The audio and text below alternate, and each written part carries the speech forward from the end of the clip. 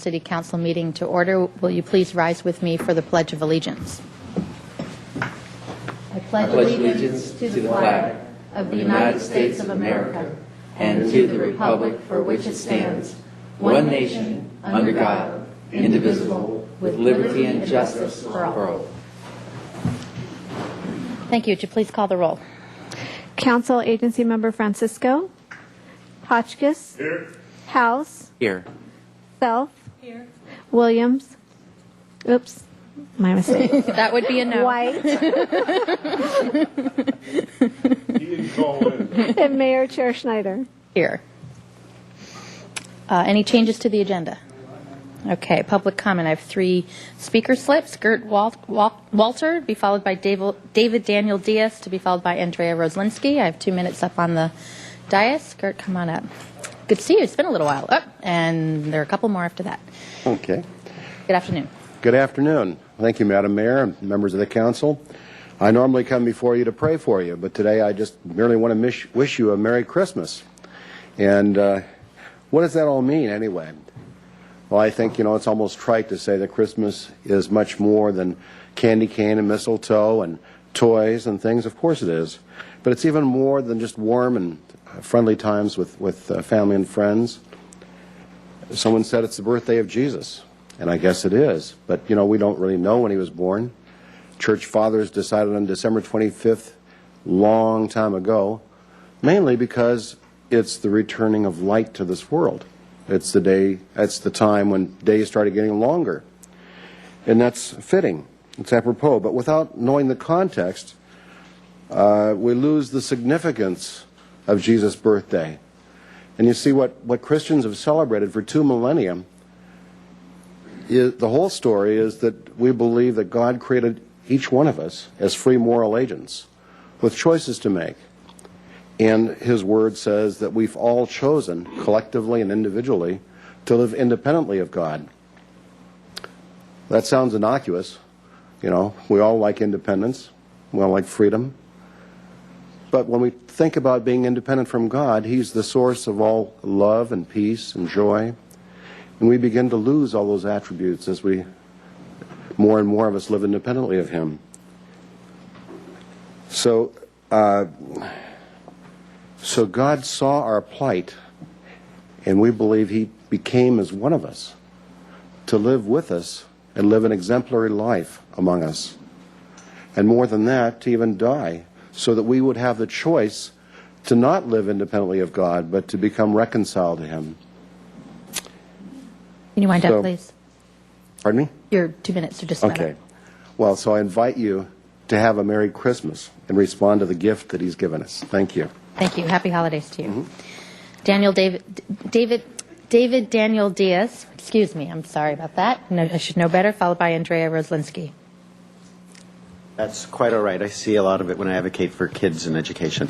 And the instructors do it more than the students. Okay, first of all, some retired realtors asked me to bring this to the council's attention with regards to the sign committee dealing with the visual pollution of signs on sidewalks. We have Blackberries. The average cost of the house is about $1 million in Santa Barbara. Google Earth. Good morning. It's time for the realtors to wake up and start using transparency.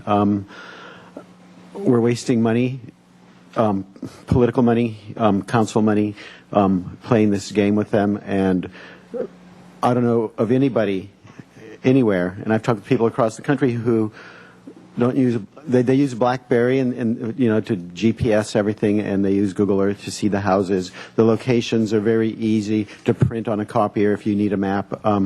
Let's quit waste our money, perhaps find some of these, or charge a fee to some of these realtors who want these signs up for the visual pollution, as a lot of us locals claim, because it's a waste of time and money. People can find the place without looking for the signs.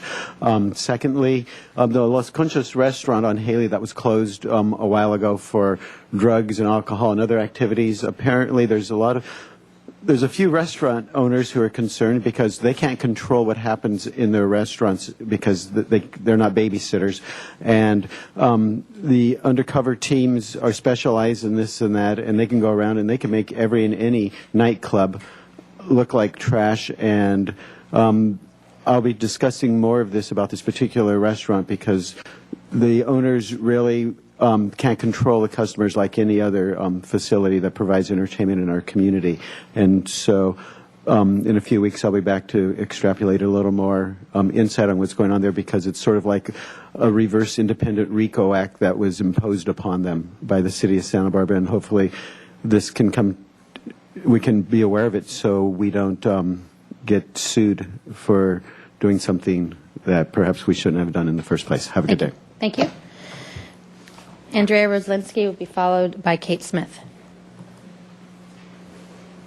Good afternoon. Good afternoon, Madam Mayor and council members. I just wanted to say happy holidays to everybody, and also use my time to talk a little bit about solutions for the homeless, because, well, Thursday night there's going to be excuse me, a meeting at Santa Barbara High with the Milpas Association, and I just think there's a lot of simple solutions, and everyone, you know, it seems like people have stopped pointing the finger, but some of the solutions I see is that happens around Casa Esperanza is that, well, they tried to make a solution to have the lunches from 11:30 to 1 by at the Baptist church, which is good because then people with dogs or people that were kicked out could eat, but then it brought all the, you know, homeless all the way down Milpas instead of in that one area. But I think it's crazy if people want to pay a lot of money to close the park, Rainbow Park. We could say, I think the problem is they need to, I mean, I would volunteer to be like the PE coach at Casa Esperanza, because like every day maybe we can go down and do yoga, like have certain times where people do yoga at Rainbow Park, or have a frisbee day. Like if someone doesn't donate frisbees, we could probably get toy stores or someone to donate frisbees. If not, we can use paper plates. You can just, I think the problem is they have they have a resource coach for alcohol, drugs, maybe the vets or mental health. But if you don't fit into all those categories, they need somebody to do outdoor activities with the homeless, and then the people would stop doing crimes.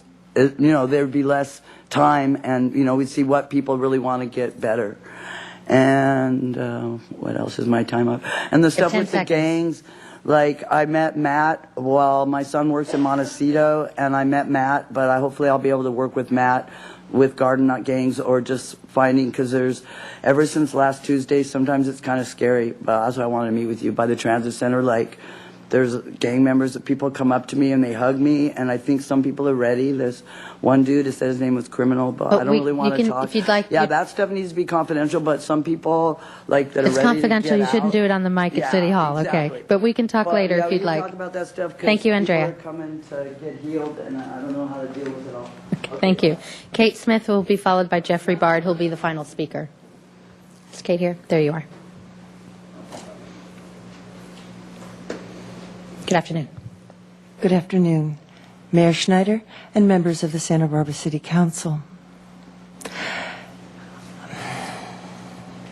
Chris Hedges and many others are online exhorting the people of the world to rise and fight as best they can for our lives, our children's future, our country's democracy, and the planet's existence.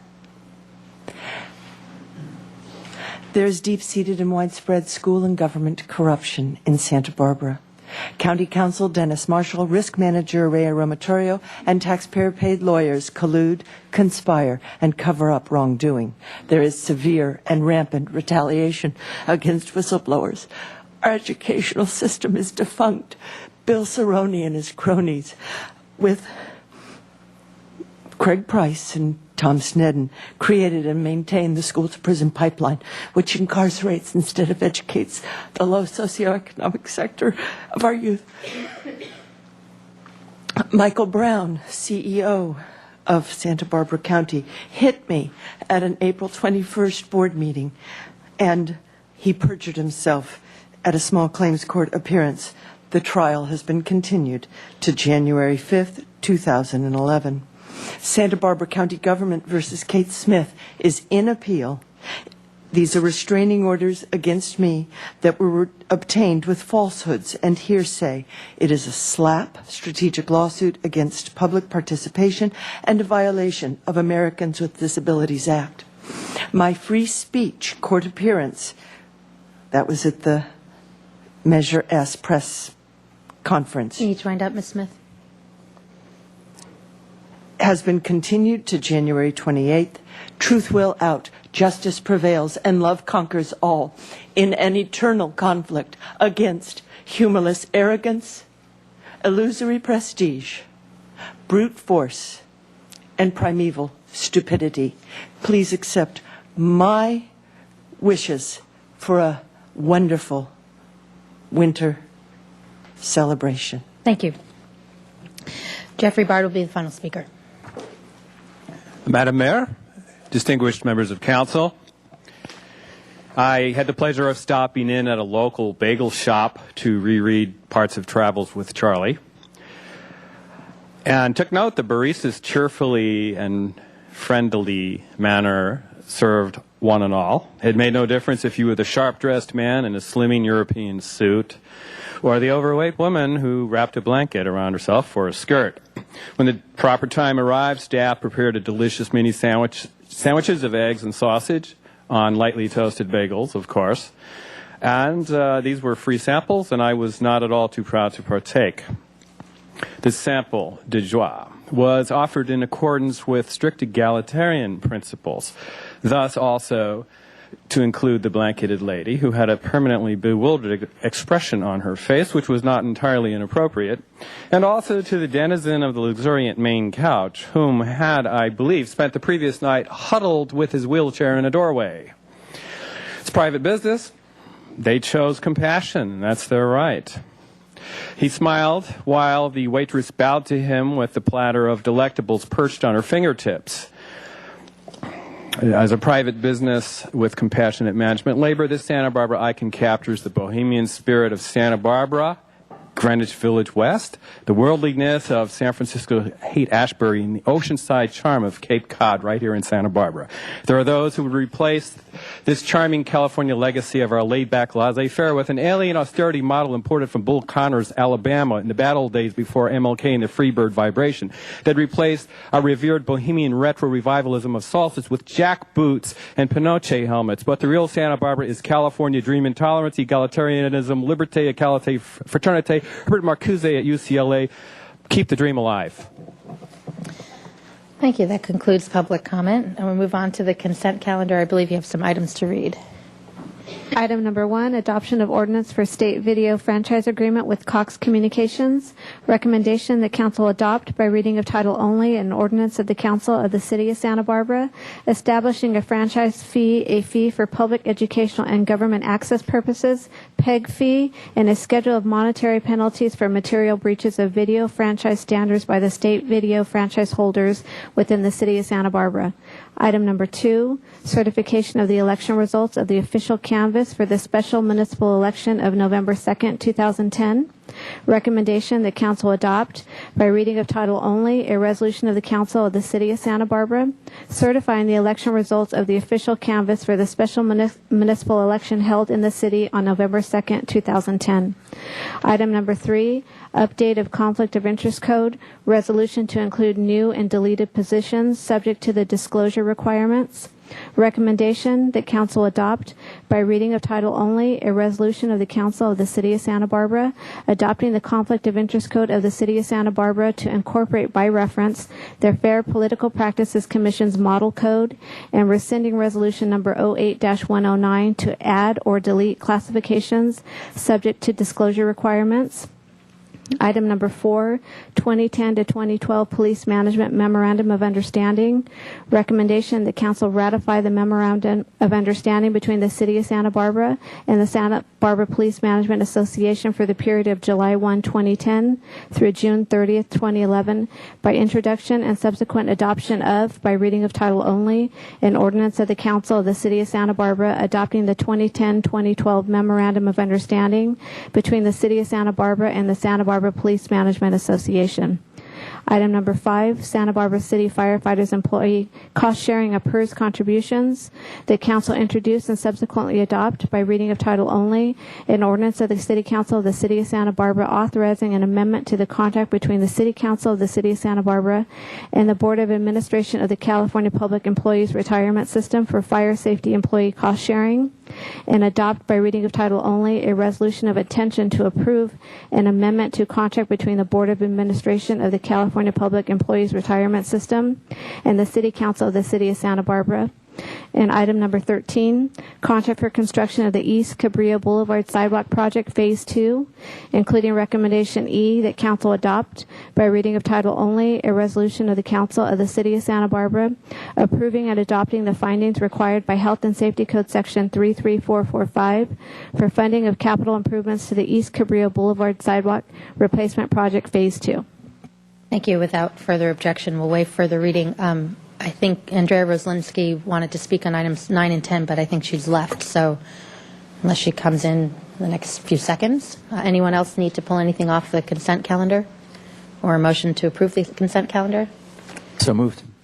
Second. Okay, moved and seconded. All in favor? Aye. Okay, that is approved. Report from the Finance Committee, Mr. Francisco. Thank you, Madam Mayor. The Finance Committee met today to discuss, to hear reports on our comprehensive annual financial reports, both for the Redevelopment Agency and for the city as a whole. And the Finance Committee unanimously recommended approving and forwarding those reports to the full council. Great, thank you. And report from the Ordinance Committee, Mr. White. Thank you, Madam Mayor. Today, the Ordinance Committee met to discuss the hedge ordinance suspension and discussed various triggers for what could require hedges to be brought into conformity. So that discussion, we've asked staff to come back with some recommendations on triggers that would require the hedges to be brought into conformity. And that, so we'll be hearing that again early next year. Great, thank you. Item number 19. Item number 19, Comprehensive Annual Financial Report, CAFR, for the fiscal year ended June 30th, 2010. Great, thank you. Mr. Samario. Thank you, Madam Mayor, members of council. Bob Samario, Finance Director. And I am pleased to present to you the city's comprehensive annual financial report, which we call the CAFR, for the year ended June 30, 2010. As Mr. Francisco indicated, we did present this report to the Finance Committee just a little while ago. It also included the Redevelopment Agency, which is on the consent calendar, so we're not going to cover the RDA today. We're just going to be presenting the city's portion of the CAFR. Actually, what I want to just point out is I have next to me Mr. Gary Caparici. He is the partner for Caparici and Larson, the auditors for the city for the last 5 years, and he will be here to answer questions. And we have also Mr. Rudy Livingston, our accounting manager, who I can't thank enough for the amount of time he's put into the last 4 months or 5 months, particularly the last month and a half, in making this document even ready to go today in draft form. You have been handed out final drafts of both the city and the RDA's CAFR. It's not the final version because it doesn't include an important piece, and that's the opinion letter of the auditors, which says that the financial statements are fairly presented. It's just a timing thing. We'll get into it a little bit, but we've had some delays in the audit process that have caused us to be late in printing it, but we will have it printed by the end of the day, if not tomorrow. We did have some audit issues that we'll talk about briefly, but in the end, it had to do mostly with changes in the audit firm, corporate changes that have added some time to the process. So what I'd like to recommend is I don't expect any changes to this document that you see in front of you other than the opinion letter being added, but if there are changes, we recommend that we come back to you or the Finance Committee with those changes so you can at least see what those are. So presentation outline, I'm going to just spend a moment talking about those delays and the completion of the audit and what the audit issues were, background about what the CAFR is, the contents and layout, some financial highlights, and then close with some audit requirements, the results of the audit. So as I kind of alluded to, there were some changes in our accounting firm. They merged back in May with another firm, and then shortly thereafter in October they were acquired by a national firm out of the East Coast, and which of course, oftentimes does impose new changes in terms of the procedures. Unfortunately, it just happened midstream. We started the audit in May, and by the time we got to November, December, new changes were implemented, particularly in the quality control review process. There was a partner in the firm out of the East Coast, Florida to be exact, who isn't familiar with California law or just municipal accounting in California, which is different. And so had a lot of questions and raised a lot of concerns and issues that we had to resolve over a 2-week period, which may normally take a day or two. But wanted to point out, just to be transparent and open about what some of those issues were that she raised. There were great questions in a sense. It's unfortunate it just happened so late in the process. One of those questions or issues that she raised was how we account for the investment in the airport's promissory note. We have an outstanding note of $6.1 million roughly. The city as a whole, its investment treasurer pool invested in that promissory note to provide the airport with some advanced funding for the rental car facility before they issued the bonds. It's a legal transaction, a legal investment. We're allowed to, under government code and in our investment policy, to invest in municipal debt, and this is an example of that. It's just not something they do in other states probably, so it was an interesting question that she was raising, but we finally gave her the documentation to support the treatment of that. No change was made. There was also a question how we treat shared costs related to the Decatur treatment plant in our water fund. As you know, we have a joint powers authority or agreement with Montecito and Carbonero water districts. They fund a portion of the operating costs based on the amount of water that we treat on their behalf. In total, it's about 45%. And they also share in the cost of any capital improvements we make to that facility. And we've made a number of improvements over the last 10 and 15 years. In particular, about 8 years ago, we issued debt, or we actually borrowed money from the state to make improvements, and these two agencies have a responsibility to pay their share of that debt. And so the accounting for that, they questioned, and in fact, it did result in a change in how we report that. Didn't have any impact on the bottom line, but it did mean that we changed our financial statements. But that was one of the issues they had raised. And then lastly, as you know, we've had a number of federal or disasters, fires in particular, that are potentially going to be reimbursed by FEMA and CalFEMA.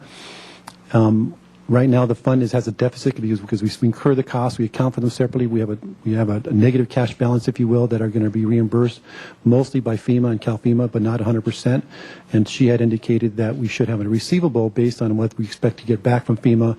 The problem is we don't know what that is. We don't know how much we're going to get back. There's still more work to determine that. So in the end, she agreed that we didn't need to book that receivable. But those are the three primary issues that she raised.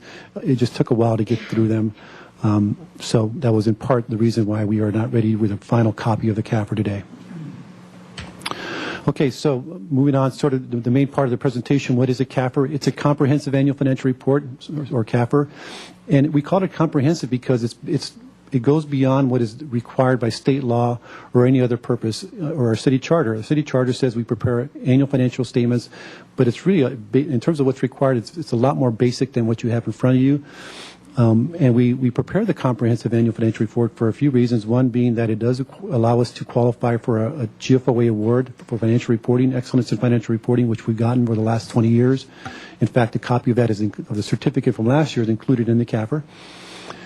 It also, in our opinion, provides the reader with more information because it's just not the numbers, but it has some narrative associated with it, sort of like our budget message does to our budget document. It provides some good information, overview, highlight information. And then for us, we just think it's the right thing to do. It indicates a higher level of excellence, and we think it's the right thing for Santa Barbara to be producing a comprehensive document for our citizenry. And then why we prepare it, it is required by city charter, not the CAFR as a whole, as I mentioned, but just an annual report. And it has to be audited by an independent certified public accountant, which it is. It's also required by state law. And we also issue them because in order for us to issue debt, we have to prepare a document that shows what our financial position is. If the airport wanted to issue bonds, as it has to have financial statements to support that it can basically make payments on the debt. And then lastly, we think it communicates important financial information to the public.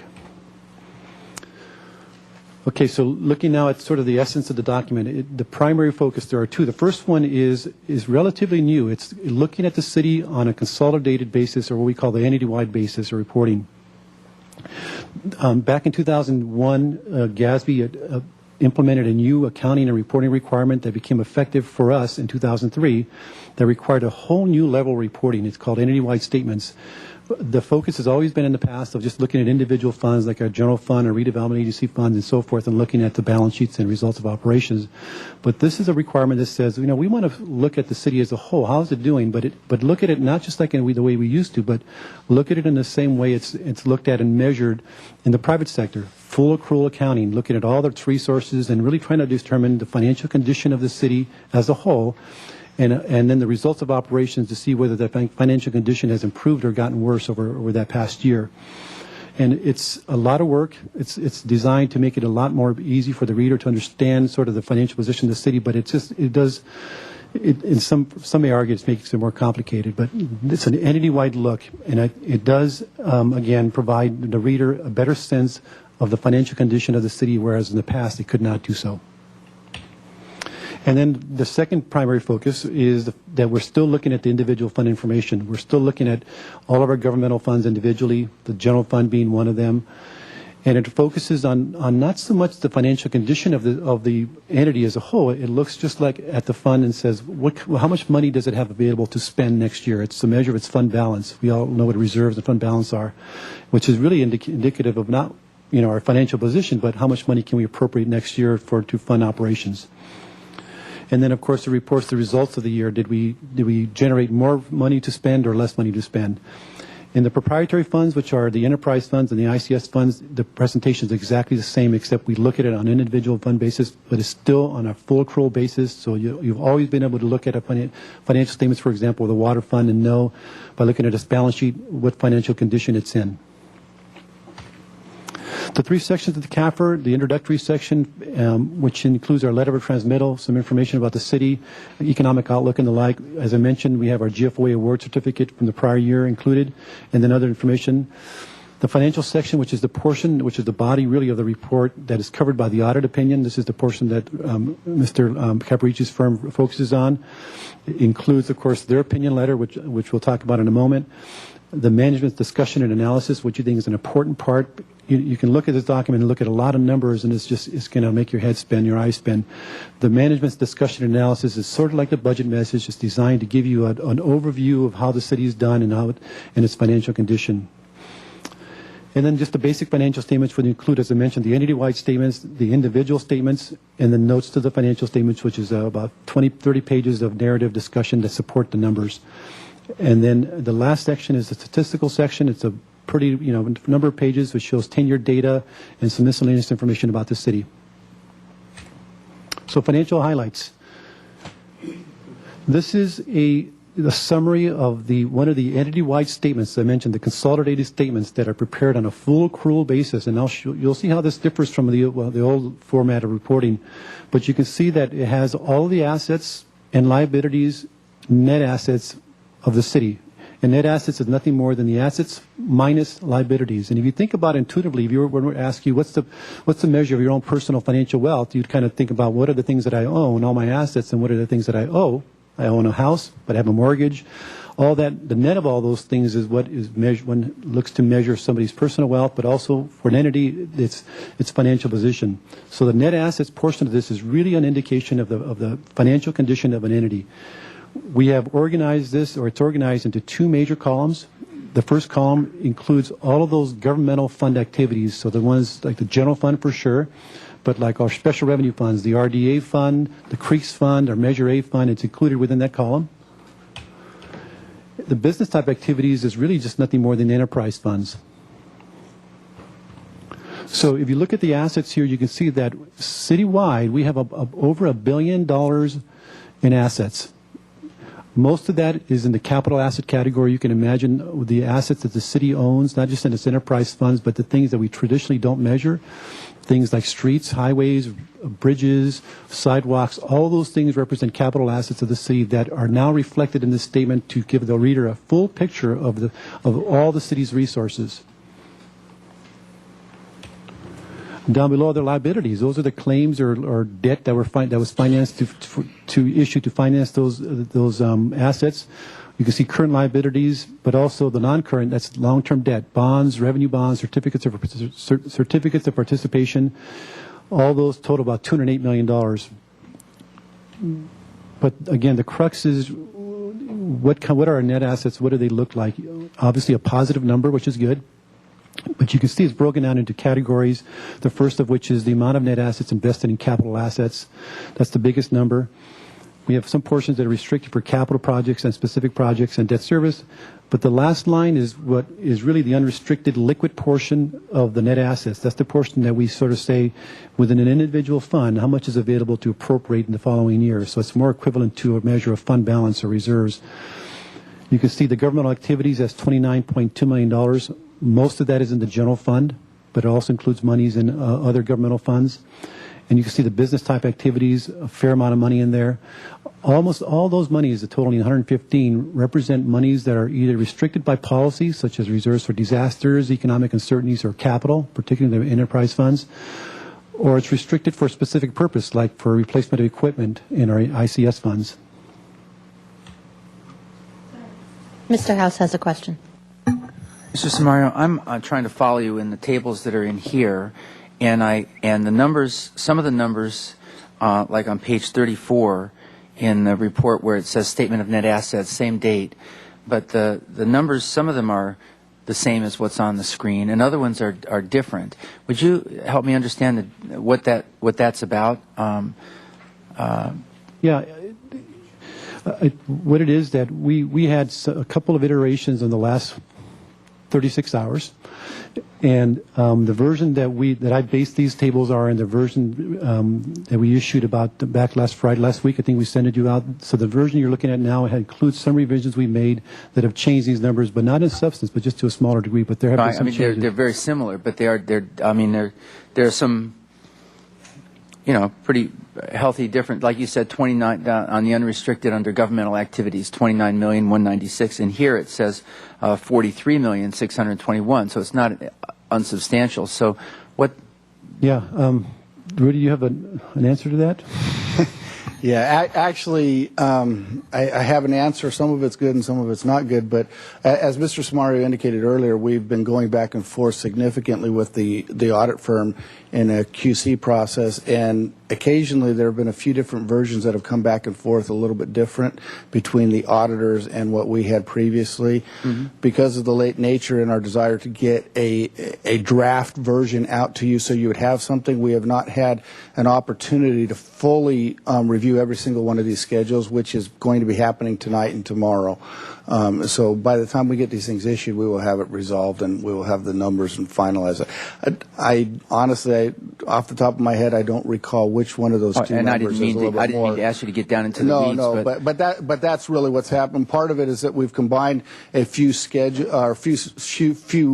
worksheets that provide some of these schedules here, and some of the linking within those schedules we have found occasionally has been a little bit off because of the combination, and so we are working with that. And I appreciate Mr. Armstrong and I actually noticed that just before you raised that question. So, well, $14 million here, $14 million there. It just kind of adds up after a while. I was a little concerned, but okay, I got it. I understand where we are on this. Thank you. I'll add on the item that Mr. House is looking at. The total net assets is the same in the book as it is on the screen, as is the invested in capital assets net of related debt. What looks like the different, and the restricted for specific projects and programs, what looks like is different is there was more money put in the book here on page 34 under unrestricted and less money under restricted for capital projects. So there's just some numbers there, but the total, so they just need to be reallocated somehow correctly. Is that correct? That is correct. Okay. Okay, thank you all very much for answering that. Good eyes. Okay, this is the second entity-wide statement, which shows the results of operations. And in your book, it actually combines the governmental activities with the business-type activities, and I've sort of broken them out here because I think it's easier to sort of follow. It's an unusual format because it's just not like you would typically see a sort of a P&L or profit and loss or statement of revenues and expenses. This is more horizontally laid out. But the idea is to sort of show, at least in the governmental activities, the various functions within the city that are excluding their enterprise funds, essentially.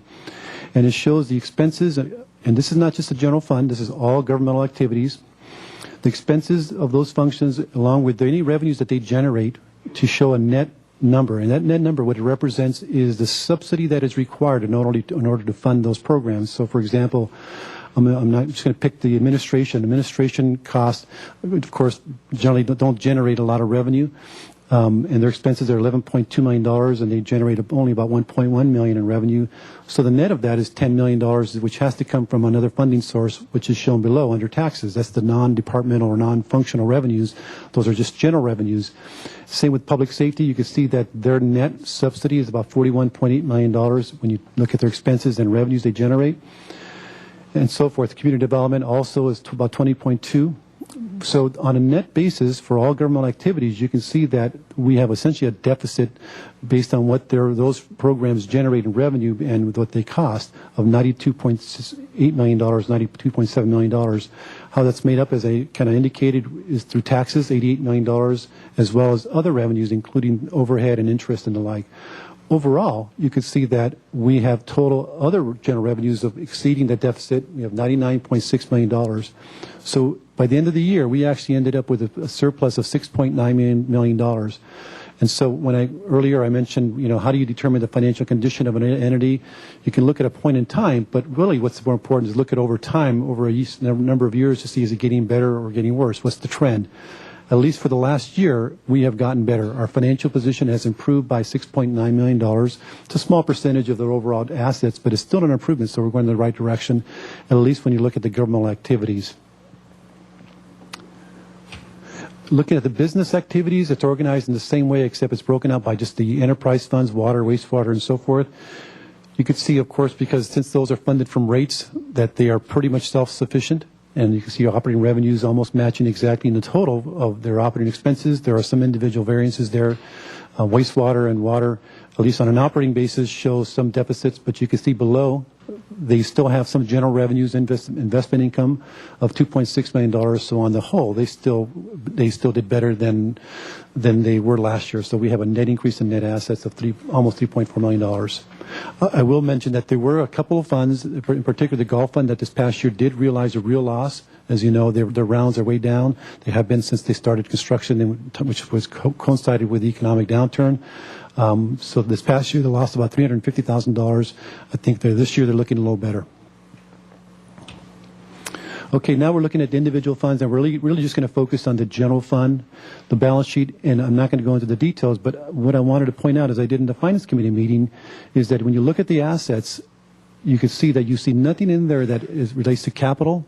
Remember, we had, the general fund owns a huge number of assets that are in the hundreds of millions, but none of that is reflected here in the assets category, nor are any long-term debt associated with the general fund. So all we're dealing with is just really current assets and current liabilities. And as I mentioned before, the net of those two, which is we would call fund balance, is really a measure of not its financial condition. You can't tell from this whether the general fund is financially strong or not.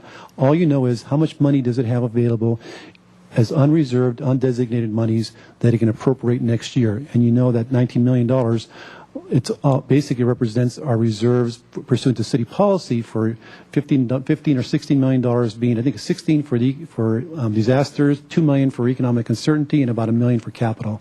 That's that $19 million that's shown there. Again, not a measure of its financial condition. We know that. It's just how much money we have available for next year's appropriations if needed. Let me ask a question. Mr. Hotchkiss. General question. When somebody's rating our bonds, what are they looking at here? Anything on this sheet? Sure, good question. I think what they're looking at, if we're talking about an enterprise fund, they can tell just by looking at the balance sheets and looking at them over time, whether their financial position has gotten better or worse. And they also look at, what kind of revenues are they generating, particularly those that are dedicated to fund the debt service. In the general fund, they will look at this and they'll say, they'll look mostly at our reserves and what our policies are. And I know we've gotten some comments from our bond rating agencies about the general fund, the fact that its reserves have gone down. And they looked at as a measure of, was the city, overall accumulating more monies or not? Is it overspending? And, our reserves were once at $30 million and now they're 19. And so that's something they do look at. So, but, they look at the totality of the city as a whole, but depending on which fund is actually issuing the debt, they'll focus in on that fund. Has our rating gone down as a result of general fund depletion? No, they haven't. We haven't issued any general obligation debt or any general fund debt lately. The airport did issue some bonds, and they did comment on that analysis, the rating agencies, that they noticed in the general fund, which could and theoretically have to sort of back up the airport, that its financial condition has gotten worse over the last 5 or so years. But it didn't affect our rating on that particular debt. Thank you very much. Here are revenues for the general fund, and we've talked a lot about this in the past, particularly with our fourth quarter review, but I wanted just to point out a few things. The first column is the amended budget, so not the adopted budget. You may recall in November when we started seeing things get worse again, even though we adopted a balanced budget in July of 2009, we saw quickly that the revenues were getting worse and worse. We lowered our revenue estimates in November by $2.5 million, so these numbers reflect that.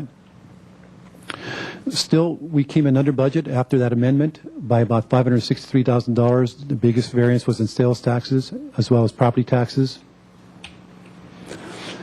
Other revenues, you can see intergovernmental, which is the second to the last item there, $1.4 million under budget. That's the mutual aid revenue that we had anticipated and budgeted based on previous year's experience. It never materialized. We didn't see the kind of calls we had seen in the prior year. Those are revenues that we get from responding to those calls. And in fact, we actually make a profit. We didn't get those revenues, but we also didn't incur those costs related to overtime for responding to those calls. And then lastly, we have the budgeted year-end variance. It's a number that we put as a revenue. It's a budgeted revenue. We'll never see that as a revenue. At one point, it used to reflect what we expected in terms of favorable variances on the expenditure side as well as revenue side. Over the last few years, for obvious reasons, we lowered it to just reflect what we think we're going to see in savings on expenditures. And we have seen those savings, as you'll see in a moment. So the $1.3 million, while it doesn't reflect anything in the actual column, we did realize savings on the expenditure side. And looking at the expenditures, as I mentioned, this is by department. You can see every single department came in under budget as it's required to legally. In total, though, you can see $4.4 million under budget. comparing it to a $104.6 million budget. That's almost 5%. It's a big variance. We typically, in fact, I don't know that I've ever seen a variance of this magnitude. We typically are in the $1.5 to $2 million range, and it's because the departments all tighten their belt. It's starting in November, recognizing we had a problem and looked to save money, which we were successful in doing. Bringing those two numbers together, really looking at the middle column, the actual amounts, we ended up with an actual surplus this year in the general fund of about $423,000. Really good news when you think about how we started the year and what we had to deal with even in the middle of the year. And you can see our fund balances at the beginning and what it is at the end of the year. And I'll just comment on this. If you think where it says final budget there, remember that budget was $2.5 million higher. So we had a budget on July 1st, 2009 of close to $107 million. And we got expenditures down to just a little over $100 million. So that's like almost $7 million. And then this year's budget is also at that level. So, I mean, there was a major reduction in expenditures, throughout the organization, and, everybody pulled together to get here. But, one of the amazing accomplishments to me over the last 2 years has been in such a terrible recession, we have been able to, in both this year and the year before, with actually a slight surplus in the general fund. I mean, $400,000 is about as close as you can cut it. But considering the depth of the financial straits we've had, this is a major accomplishment. Okay, moving on to the footnotes. So we're going to just talk about two important footnotes because they represent significant numbers, if you will.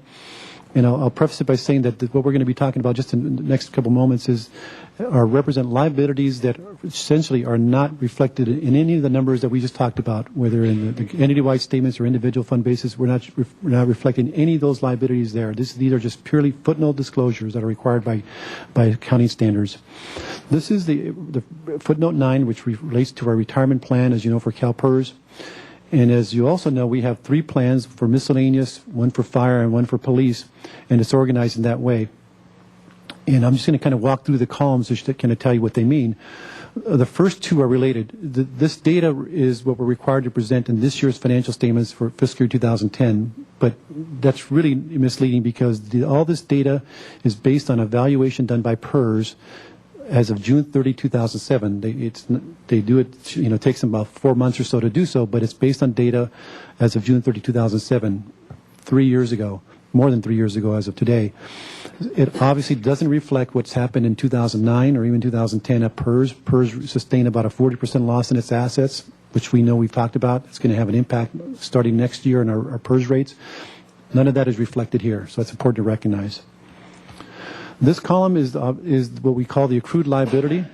This is, you think about PERS, and we've talked about this before, that PERS looks at sort of all individuals and says, when we make assumptions about when they're going to retire, how much they'll be making in salary, they calculate how much money is needed in the bank, will be needed in the bank. And let's say it's $500,000 for individuals needed in the bank 30 years from now. They come up with a model and a plan for getting there over time. They're not going to, you don't put it in the first day, nor do you wait till the last year to do it. There's a funding plan, if you will, that's pretty level over each year. The accrued liability represents the amount of money we should have in the bank based on the pensions that are that are earned and what the expectation of people retiring and what they're going to be paying. So that's how much money we should have in the bank as of June 30, 2007. It's reported in this year's CAF, but as of 2007. The next column represents the amount of money that's actually with PERS on deposit, all the monies that they invest, and this is the actuarial value of the assets. It's not what they paid for, it's the value of the assets, and they go up and down in value, as you know. So you can see that this difference between those two numbers represents what everybody terms the unfunded liability. It's the difference between what we should have in the bank and what we do have in the bank. And those two numbers will never, ever match. It will always be a differential because things, assumptions are just assumptions. But it's, you always want to be close to that. And as you can see that we are, at least back in 2007, we were reasonably close. Our funding status was in the 80s, which is not bad. I mean, it'd be great to be at 100%. We were there about 10 years ago. We were actually over 100%. But 80%, 90% isn't all bad. I will say, though, that this number obviously is going to go down substantially when we look at the evaluation that's done as of June 30, 2009, because that's the year in which PERS sustained the huge losses that it did. It's since recovered some of that, but it's going to be reflected in that 1 year's evaluation. I don't know what the funding status will be, but my guess it'll be in the 60s or low 70s for sure. The annual cover payroll is sort of informational, but I think it's important because it indicates the amount of dollars that are the base from which these rates are made. So everything's a percentage of salary, right? So you pay 10%, 20%, 30% of your salary. And if you look at the annual covered payroll between the miscellaneous group, $49 million, compared to, like, say, fire of $9 million, if you think about an investment loss that's sustained by PERS of 10%, it has to make up that investment loss through PERS rates. If you have a payroll base of $49 million, you're spreading that among a bigger base. So the impact on the rates will be much smaller than they would be for the fire plan because you have fewer dollars to spread those losses, if you will. And it just measures the volatility of those various plans to changes in in investment gains or investment losses. So a given percentage of asset losses is going to have a disproportional impact on fire and police than it would be on miscellaneous because the dollars are much smaller. So that's what the whole point of presenting that number as long as with this percentage, just sort of a measure of its volatility. 117% is the liability relative to payroll versus 206% for fire and 180% for police. Any questions on that? I know it's sort of vague or abstract. Thank you. Mr. Samario, when did the city begin participating in PERS? Madam Mayor, Councilmember Francisco, it must be in the 60s, perhaps? Well, in looking at we were in the fire and police, our own plans until 1965. So at least with fire and police, it appears to me that we went in 65. Okay. I'm not sure on the miscellaneous. Would we have data on the funded status going all the way back to the beginning? No, I don't believe so. Okay. It would be interesting to get that data as far back as we do have it. Yeah, we probably have some information about 20 years ago. I'm not sure about beyond. That'd be great. Okay. Thank you. Sure. Thank you, Madam Mayor. I can tell you that I do not understand that change of size of number and its volatility. I don't, and that's not the least of what I don't understand. And also, I'm old-fashioned in that I need paper to dig in. And while I did scan the material on the internet, I'm going to take these and over our holiday attempt to digest them a little more, and hopefully you can give me the next round of education after that. It is complicated stuff. I apologize. Mr. House. Mr. Samario, if you'd help me a little bit on one piece of this that isn't shown up here. You've explained that this is based on 2007, and the next time we get a revision to this would be based on 2009. Is that right? 2008. 2008. 2008. So it's just annual. So it's always 3 years behind, basically. Would you explain how the PERS smoothing formula helps us or hurts us or something in dealing with these ups and downs? Because it would seem like if we had to recover whatever's coming, because we know it's going to be worse, at once, we'd have a hard time accomplishing it. So sure, I'd like to understand that a little bit better. Maybe those who are watching would too. Sure. Madam Mayor, Councilmember House, back in the early 2000s when we saw the volatility and the investment losses from the recession of 2001 and 2, PERS employed even greater smoothing techniques, because the idea is we don't want to have such volatility in local agencies' contributions from year to year, because it's hard to budget that and hard to manage that.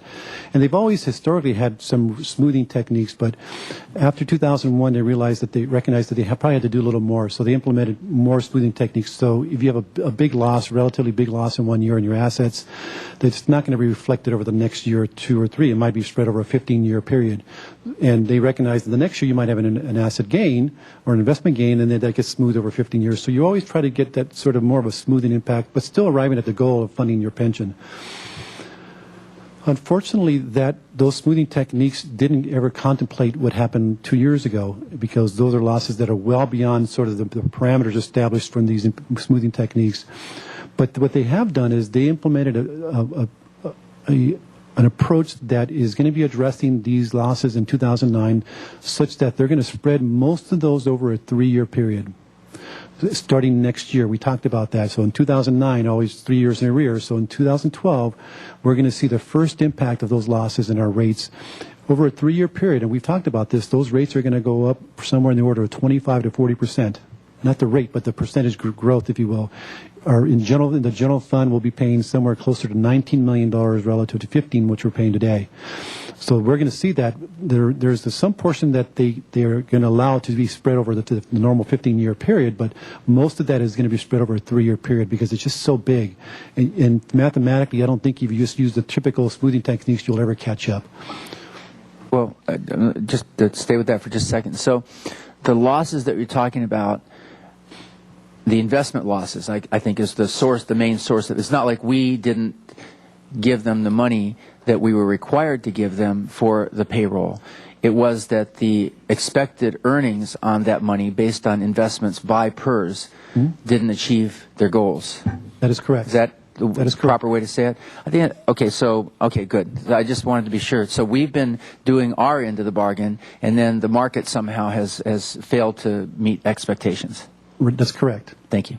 And to put it into concrete terms, if you look up there on that accrued value of assets for the miscellaneous plan, $242 million, imagine PERS is assuming that number is going to go up by 8% a year, or I think it's 8.25. 7 3/4. Okay, and so if it goes up 7 3/4, that's going to go up, let's see, that's about $15 million. If it goes down by 7 3/4, or in the case of PERS in 2008, 2009, it goes down by 30%, that number drops dramatically. That's a huge, in just 1 year swing. And so what they try and do is they do averaging that out. So that's why it says actuarial value of assets rather than market value, is they're smoothing it out. And then the period is, what they've been trying to decide is over what period of time do they smooth that out. And there was a time when the actuarial value was actually lower than the market value. It was a lower amount because they had gotten big gains, bigger than what they expected. But that's why you smooth it out. But we clearly, when PERS says you got to pay this much, we pay the full amount. It's just, because of the major losses they've had, that unfunded liability has gone up, and they're going to be continuing to raise our rates until we are back into equilibrium. Well, you just restated the one thing that I wanted to really be certain, and that was that the city of Santa Barbara is meeting its obligation in reporting everything the employees have contributed and everything we were required to contribute. We've actually accomplished that this year and last year and the year before. We've kept up our end of it, and then the losses that we're talking about clearly reflect the market's volatility and that cliff that it fell off of in 2008, which you're not seeing here yet. Right. Okay, thank you. Mr. Hotchkiss. Market's up to about 11.5 now. How is PERS doing this year on a reported basis? Do we know? Good question, Councilmember Hotchkiss. PERS, if my memory serves, realized about a 12%, 13% gain in 2010. They assumed 7 3/4, as Mr. Armstrong indicated, so they did better than they assumed. But it's still coming off a year where they had big losses, in particular in 2009. So it's good news, but it's not going to have any measurable impact on our rates for the next 3 or 4 years because it's such a small gain, if you will, relative to what they assumed. We need to see 20% gains for a 3-year period for us to actually see that in those 3 years that we talked about going down some. It would take 20% per annum per year for 3 or 4 years to erase that deficit. Yep. Thank you. Go right ahead. Okay, so going on to more good news. Good thing they're footnotes. Yes, another footnote disclosure, and this is another retirement benefit, if you will. It's not for a pension, but they're referred to as other post-employment benefits, or OPEBs, and it can range from a number of different things. But typically they relate to 3 things. One is what we call retired medical, and I'll talk about what that is, implied subsidy and the sick leave. This is a requirement that became effective about, I think, 3 or 4 years ago under GASB Statement 45. it comes on the heels of the sort of the pension as well, that there was a sense that there are liabilities of an agency that aren't being disclosed anywhere. We know they're not on the face of the financial statements, but they're not even disclosed anywhere. And there are benefits that have been promised to employees that are substantial, have a significant impact on the agency, and represent big liabilities, and they don't show up anywhere. They didn't show up anywhere. And so this was an attempt to start disclosing information for other benefits, just like we do for the PERS, on an actual basis and a footnote disclosure. So the first is, and these are liabilities as of an actuarial valuation date, a little more recent, July 1, 2009. The first is retiree medical. As you know, and this is an amount that varies by bargaining unit, but there has been negotiated benefits for our retirees based on certain criteria that have to be met, but they are provided a stipend or an amount every month based on how many years of service they work with the city and the bargaining unit. And there's some kind of a cap. It's somewhere around $350 is the cap that we pay per month for an employee who retires. They have to be with the city for 15 years to vest, and then it's based on how many years of service after that in total as to what they get. That's the retired medical portion. And for us, it's sort of capped because it's limited in terms of dollar amounts, but it's also limited to when they turn 65. So you can have somebody who retires at age 60, they're going to be paid this benefit for 5 years. Somebody who retires at age 55, they'll be paid for 10 years. And somebody had some great foresight, because there are a lot of agencies who have promised this kind of a benefit for a lifetime. And it's a medical payment, whether it's $300 or $400 for the rest of their lives to defray their own medical costs. And you can imagine what those liabilities are that they're having to disclose now. For us, the liability is $8.4 million, not an inconsequential amount, but it's something we have to book. And you can see the actual value of assets, it's zero on all these, because we aren't putting money aside for this. We're not funding it like PERS. You know, the actuary will tell us that here's what you need to pay every year in order to fund this. And this happened to coincide with when the economy went down, and we were planning on putting money aside to start funding this liability, this unfunded liability, but the timing wasn't right. But we do have intentions in coming back to the council and talking about this to come up with a plan for starting to put money aside, because you're eventually going to have to pay these. And some are theoretical, but some are real dollars you're going to have to pay out. And it reminds me of the police and fire pension that we had to come up with money for. It doesn't go away. The other one is an implied subsidy. It's really an abstract concept, and as I mentioned at the committee level, there was a lot of discussion in the development of this requirement as to whether we should be disclosing this or not, whether it's really a liability or not. But what it represents is, right now, as you know, if you retire with the city, you can participate in the city's group insurance plan and purchase insurance for medical and dental and the like at the same rates that I would pay, a 25-year-old employee with the city would pay. This one blended rate, and the insurers, they look at the totality of all the people, and they come up with a blended rate. If those retirees were rated separately as a separate group, their premiums would be substantially more, 20, 30% more, I don't know, but they'd be substantially more, and active employees' rates would be a little bit lower. And that's implied subsidy that's there, that's real, is considered a benefit. And we are, it's not so much cash out the door per se, but it's the benefit we're providing to not only those who are retired, but employees who are currently employed, who will retire in the future, and they make projections about that, who's going to retire, and what's the likelihood that they'll participate in this program, and they come up with all these projected benefits and present value, and then determine what the accrued liability is. And that's a big number, $22.2 million. It's a policy that the city has that we could say, we're not going to provide that to our retirees anymore. Some cities have done that when they saw this number. Said, well, geez, we're just going to provide it. We're going to make all the retirees pay the rate based on if they were separately rated, and have them pay the full value of that premium. Because why are we subsidizing that? It's something we've chosen to do. It's just been a sort of a hidden cost or liability, but it's $22.3 million as of July 1, 2009. How far back does that go? How many years are we talking about? It's based on active employees. It doesn't assume any new employees into the city. It's just current active employees and what the actuarial amount is. Okay. Projecting, what's the likelihood that employee who's age 25 will retire with the city, and what's the likelihood that they will actually participate in the program. They make assumptions about what the health costs will be in the future. So it's not just the amount that we're paying or they're subsidizing today for current retirees. It's everybody who's an active who will eventually become potentially a retiree and participate. Okay. Thank you for that clarification. That's why it's such a big number, Right. Mr. House? And very briefly, so does the city actually pay that difference in rate to the insurance company? Or is that the actual discount that the city gets that's now being booked as a subsidy? Right. It's really, the city actually pays this because if you think about it, the city provides benefits to its active employees, right? And in most of those, some of those are paid by the employee, but most of those are paid by the employer. Mm-hmm. What the employer is actually paying in real dollars every year is higher than it would be if we didn't include the retirees and we had them pay their fair share, or not fair share, but the full value of the cost of those benefits.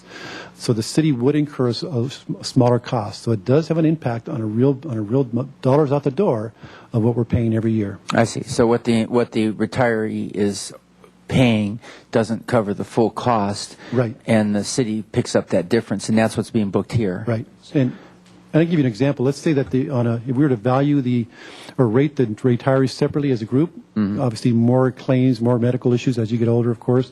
And let's say that if we were to look at those separately, they should be paying $1,000 a month for their benefits. But they're only paying $800 mm-hmm. by participating in the city. That $200 is a subsidy, is a benefit, in effect, that the city is paying through what it's paying, for active I get that. So, but this is actually, if you were to project it out as far as you possibly could, this is how much we would be paying over whatever number of years that might be for all the potential. Yes.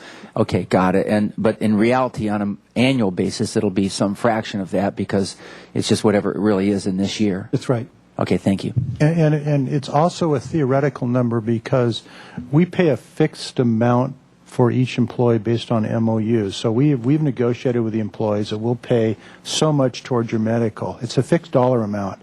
And in this case, what this is assuming is your rates would be lower if you didn't have these retirees in there. That doesn't mean that we would then, if we got away from this, we'd still have to go back to our employees and negotiate a lower contribution on their behalf in order to realize savings out of this.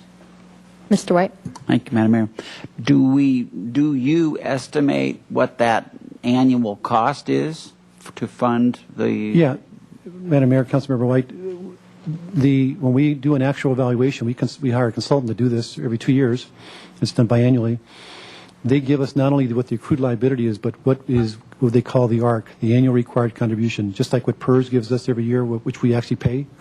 It's the annual required contribution. They tell us if you wanted to fully fund this benefit, you should be paying about $3 million per year, or so, roughly. And we're already paying some of that just on a pay-as-you-go basis. So it's really a differential that would be the impact.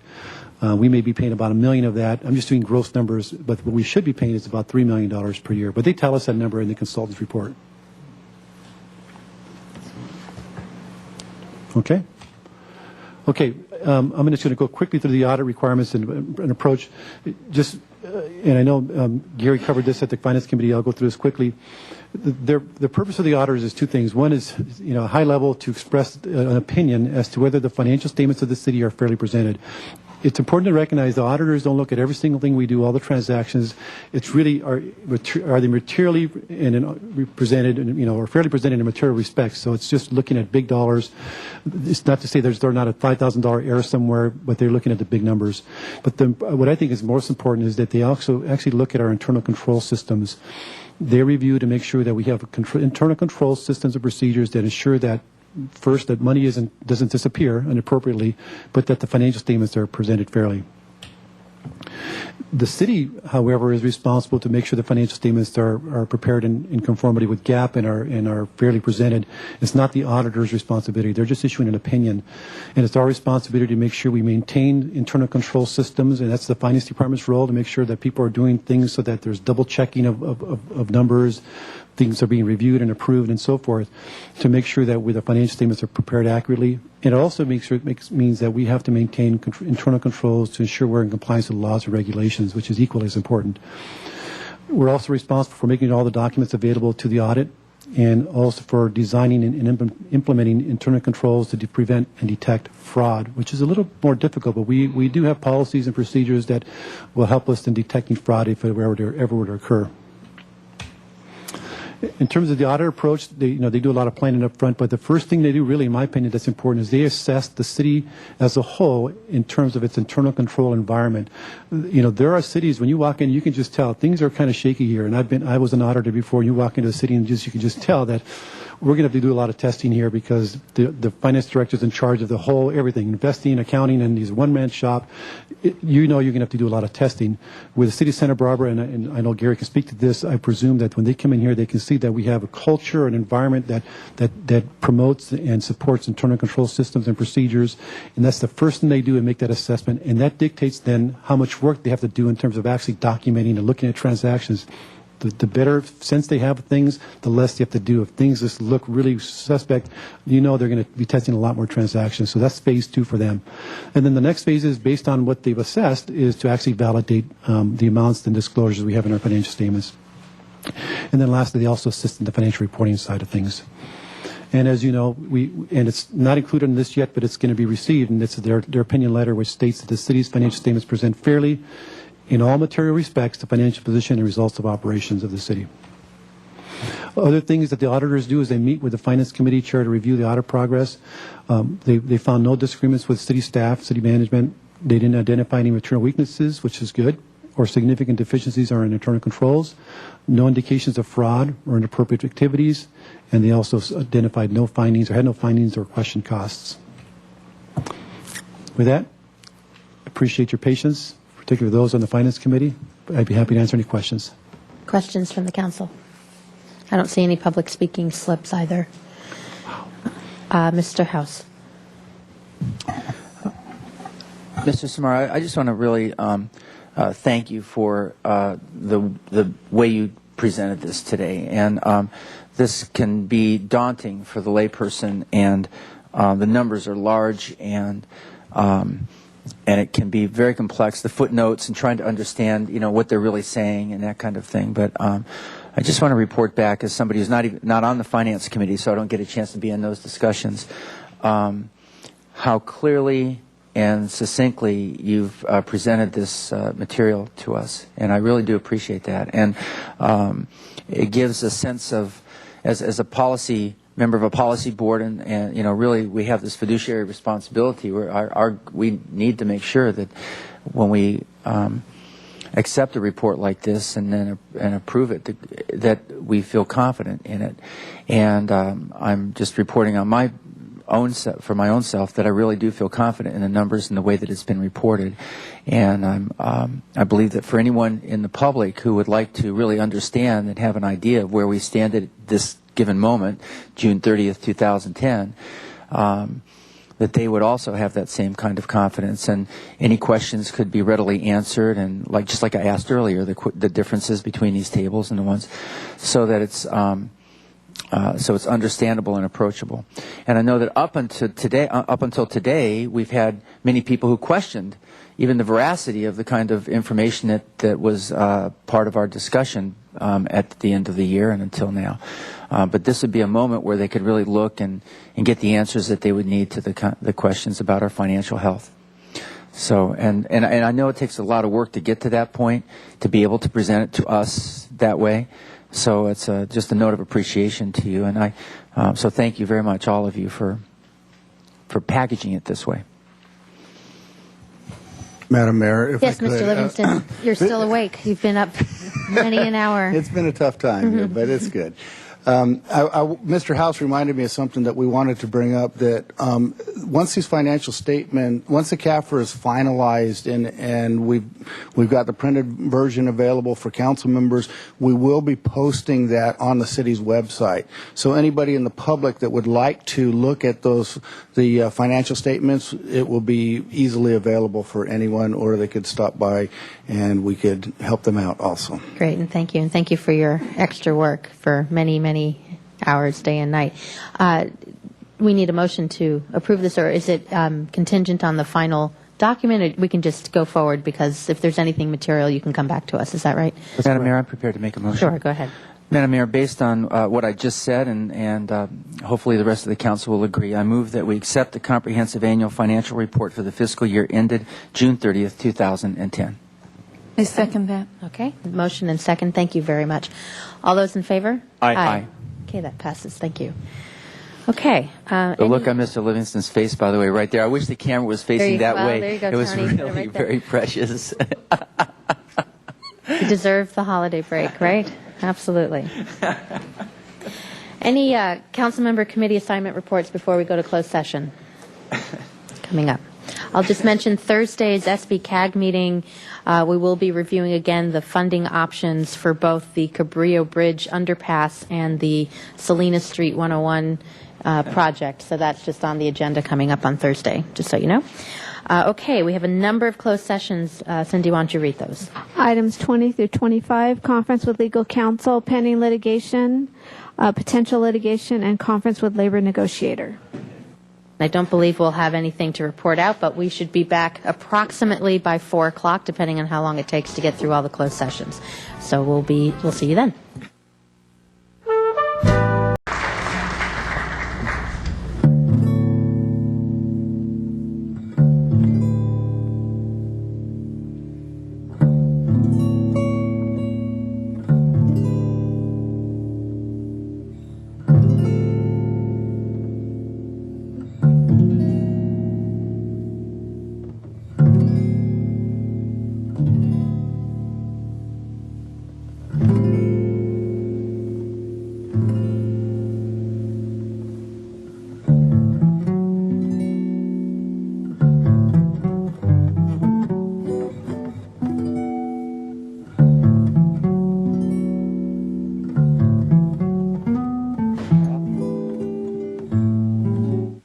Okay, I'm going to call the City Council meeting back to order. We were in closed session. There were a number of items, and there were no reportable items. There were no items to report out of closed session. So we're up to item number 26. If you could read that, Cindy. Item number 26, resolution of appointment to fill the vacancy on the City Council due to the resignation of Councilmember Doss Williams, including recommendation B that Council, upon selecting a person to fill the council vacancy, adopt by reading of title only a resolution of the Council of the City of Santa Barbara appointing a member to fill the office of City Councilmember Doss Williams as a result of resignation. Okay, thank you. Mr. Lopez, why don't you give us a preview of what we're about to do here? Thank you. Mayor and Council, good afternoon. I'm Marcelo Lopez, Assistant City Administrator. Joining me in the presentation today is Cindy Rodriguez, our City Clerk Services Manager. On November 9th, Council approved and launched a process to recruit applicants to fill the vacancy created by the election of Councilmember Williams to the State Legislature. On December 7th, you interviewed 46 applicants, interested applicants in the appointment. Today, we're before you with the phase of the process that deals with the appointment. The charter does not stipulate a specific process that Council needs to follow in order to deal with this particular phase. Therefore, staff is proposing that you follow a process that we have outlined in your Council agenda report. It consists basically of 3 parts. 1 is a preliminary ballot, followed by 2, a write-in ballot, and 3, the creation of a final applicant pool from which to make nominations to fill the vacancy. You can see the process that has been put on the overhead projector. For purposes of letting the public know what we're doing and giving a clear overview, with your approval, I'm going to go ahead and just describe it. It begins with providing all council members with a ballot. There's a ballot in front of you, and the mayor and council each have a ballot. Then you have an opportunity to vote for up to 5 individuals. Then you hand that ballot to the city clerk. After you sign the ballot, of course, it has a space for you to place your name and sign that ballot. And then the city clerk will come up here, put the ballot on the overhead projector so the public knows who voted for whom. An important part of this process, in consultation with the city attorney, is that it needs to be very transparent. So we've made every effort. Actually, we are ensuring that the process is very transparent. After we finish that process, those applicants who receive 2 or more council votes will be eligible for consideration in the second round. So you vote for 5. Those with 2 or more remain on the list. Those who do not receive those votes then are no longer up for consideration. Then we move to the next phase, which is 2, which is the write-in ballot. By write-in vote, the mayor and each council member may vote for up to 3 different persons from the list of the remaining applicants. The city clerk will then place the ballots one at a time on the overhead projector, just like we did in the first step, and transfer the corresponding votes to a master sheet. The names of those applicants receiving one or more council votes will be placed in a pool of applicants eligible for nomination in the next round. And that's when we create the nomination pool. And that's item number 3. Following the process that council normally uses to make appointments to boards and commissions, the mayor and each council member may nominate one person each from the list of applicants remaining on the applicant pool after completion of step 2. By roll call, the mayor and each council member votes for one of the nominees. The person who receives 4 or more votes is appointed. If no person receives 4 votes, the process may be repeated starting at step 3. That is the process that we have outlined in your council agenda report.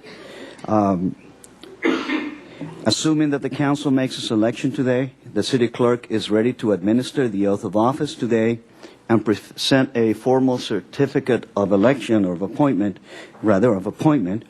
to the newly appointed council member at the January 11th, 2011 council meeting.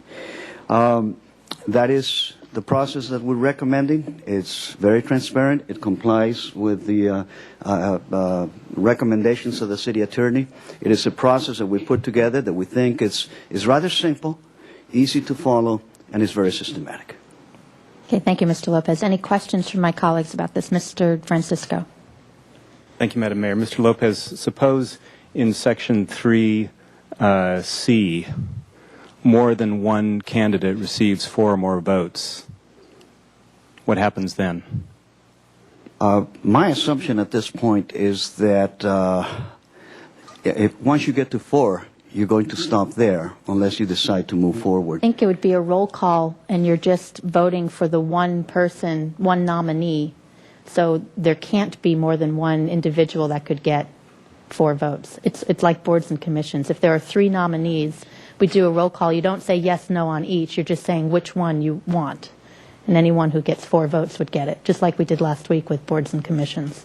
Well, I guess my question is, suppose that we go around the council and each one of us nominates someone. Correct. And if we were to vote on all those people, 2 people might receive 4 votes. No, because you're only voting once. That's correct. You're only voting for one person. Okay. So if each one of us wanted to nominate someone, you could have 6 Okay. people receive 1 vote. Fair enough. Right? And the process is just like you do with boards and commissions. That same process. We'll be very deliberate before we vote to make sure we know what we're doing before we vote. How's that? Yeah? Okay. Any other questions? Mr. White.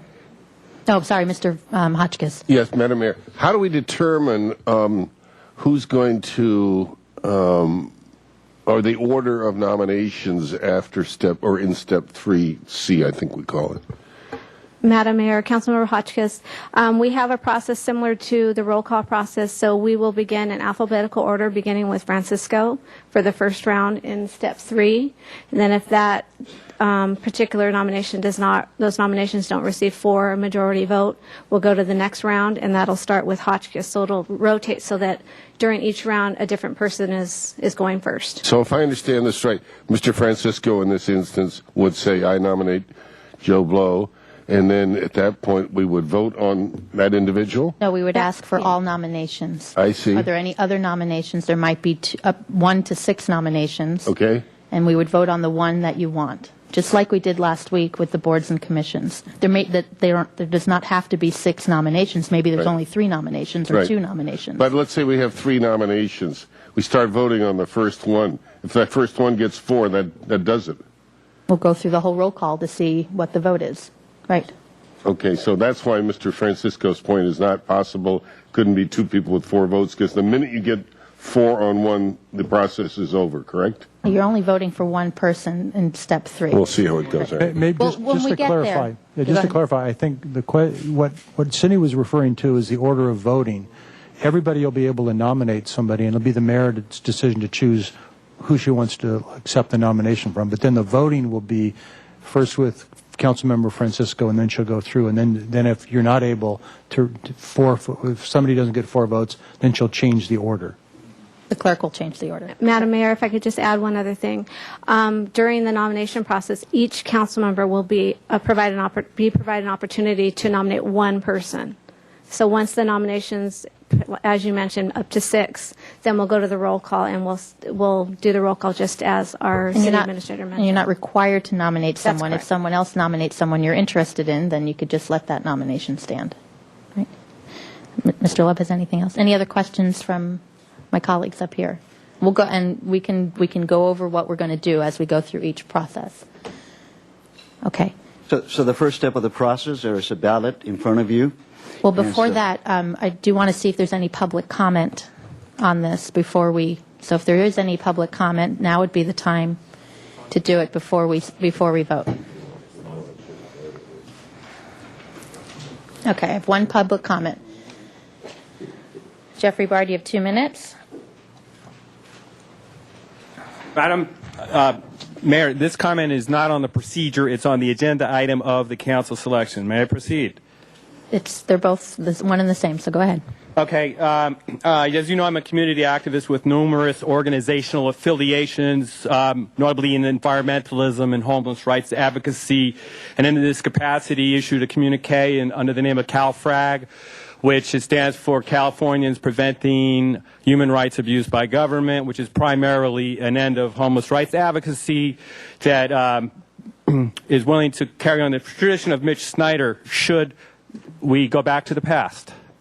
So the following modifications to that communique, which some of you may be aware of, would be to withdraw the objection to Loretta Redd. Primarily, the objection's been resolved. She demonstrates great professionalism, centrism, gradualism, strong candidate. So we're now officially neutral. We're also adding James Caldwell because of his intellectual contribution during his speech to some of the issues facing us, which he characterizes as situations rather than characterizing them as problems. For instance, the gang situation, much more constructive. It's not a matter of eradicating associations of youth, which may or may not be dedicated to criminal activity.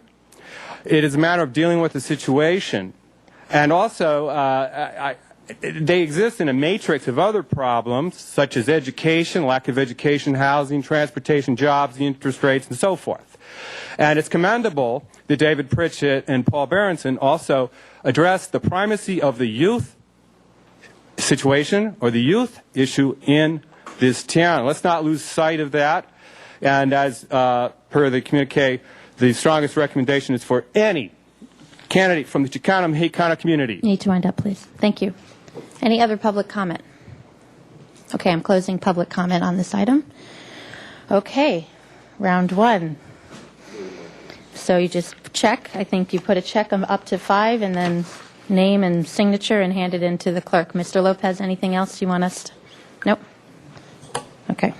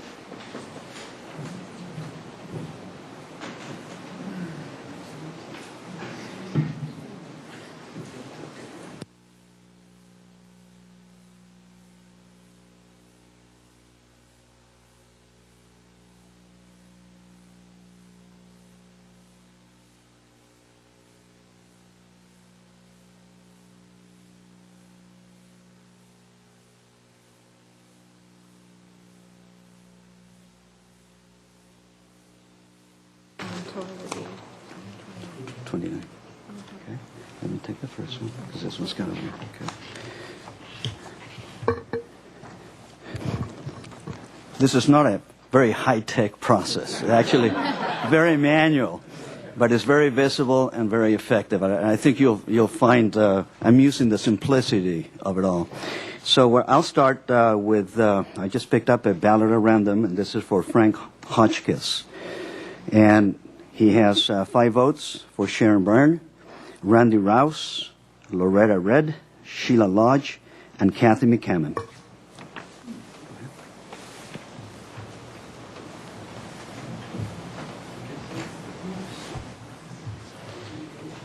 And what Cindy's going to do with each of the ballots, she's going to put it on the overhead, and then she's going to put a tally mark next to each name.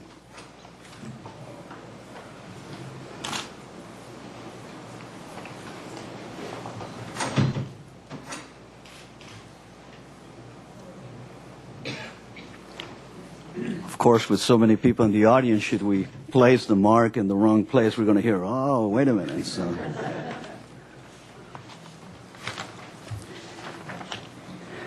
The second ballot is from Helene Schneider, Diane Channing, John Justice, Brian Barnwell, Brian Feinstock, and David Hughes.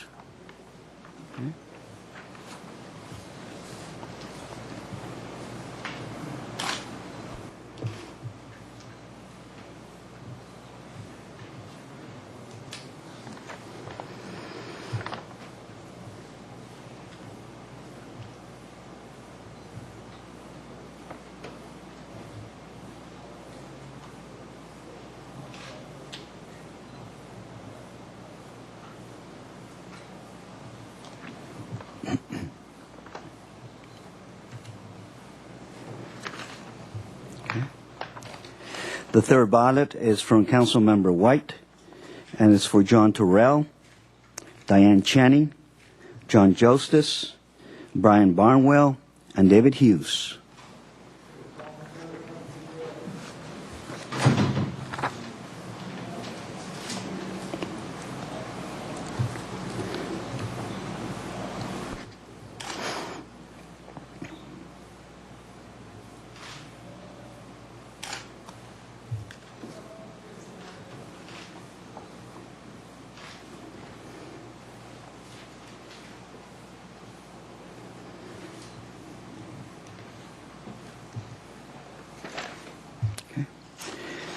The fourth ballot is from Councilmember Francisco, Sharon Byrne, Randy Rouse, Loretta Red, and Sheila Lodge.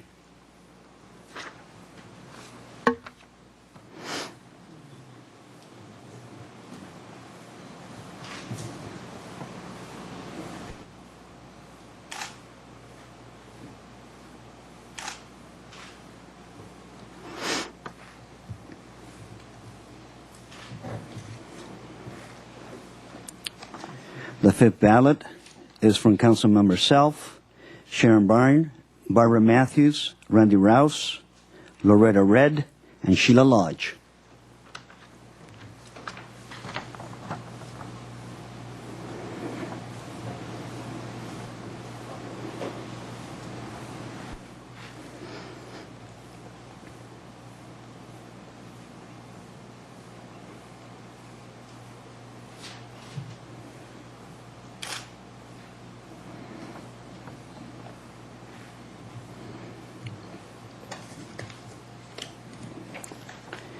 And the sixth ballot is from Councilmember House, John Terrell, John Justice, Carola Nicholson, Brian Barnwell, and David Hughes.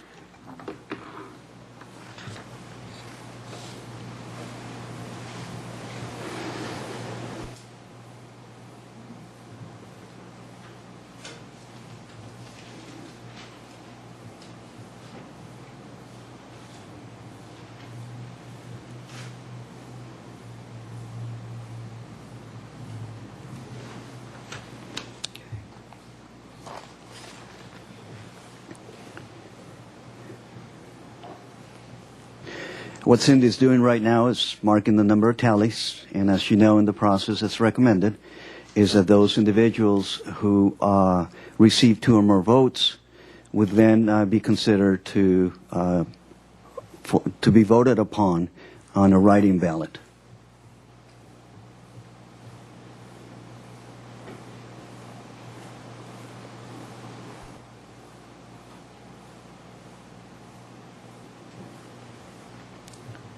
She's actually counting all the votes to make sure that we tallied everything properly.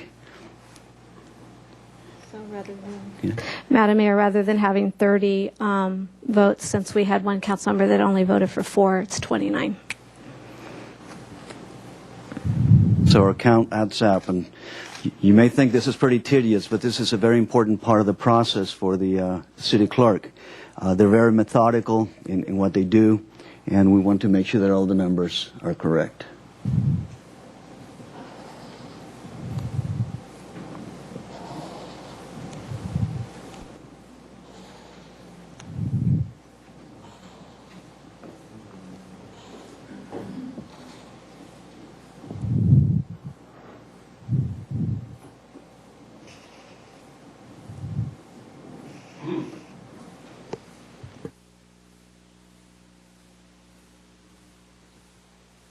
I assume you can read the names. We haven't highlighted the names, but we'll be glad to highlight them if necessary.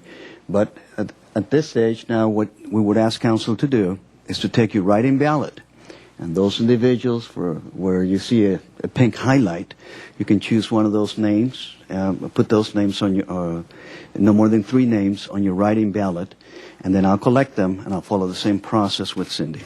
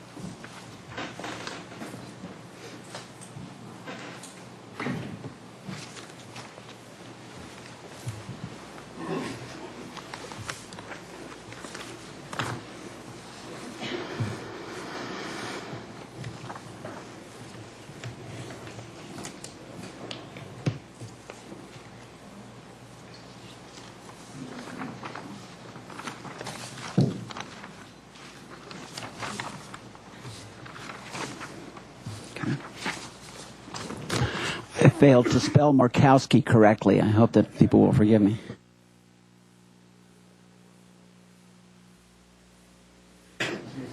Okay. So for the write-in ballots in the second round, Councilmember House has John Justice, Brian Barnwell, and John Terrell.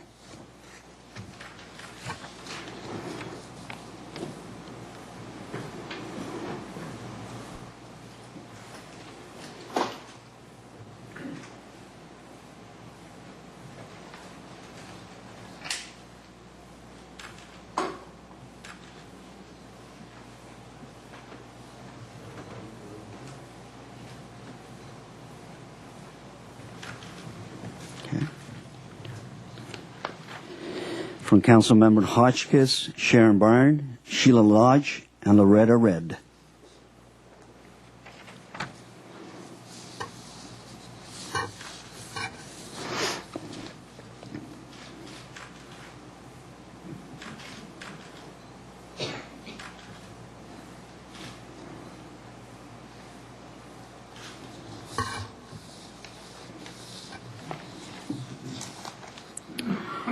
Councilmember White, John Justice, Brian Barnwell, and John Terrell.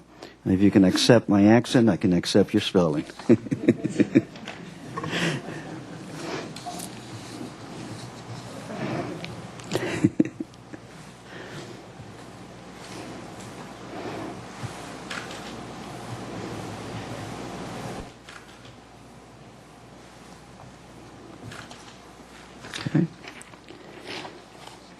Mayor Schneider, David Hughes, Brian Barnwell, and John Terrell.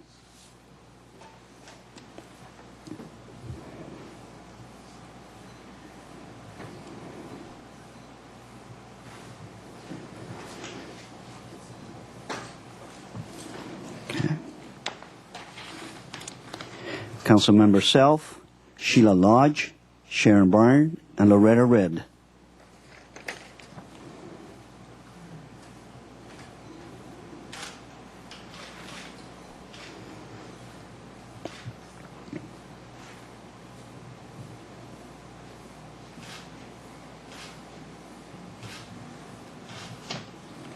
And Councilmember Francisco, Sheila Lodge, Loretta Red, and Randy Rouse.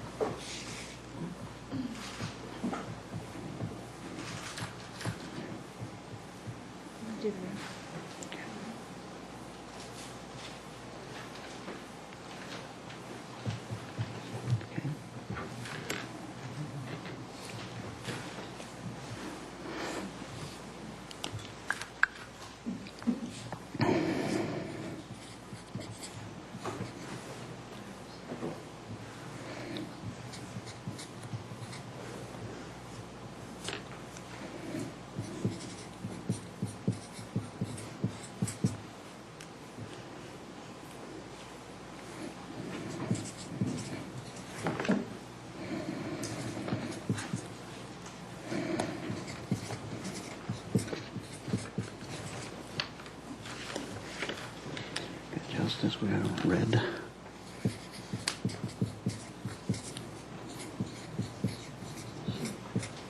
Lodge. Barnwell.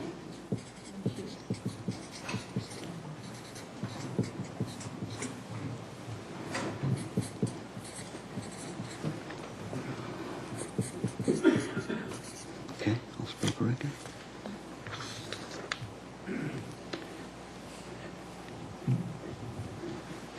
Madam Mayor, this is the list of your poll of nominees.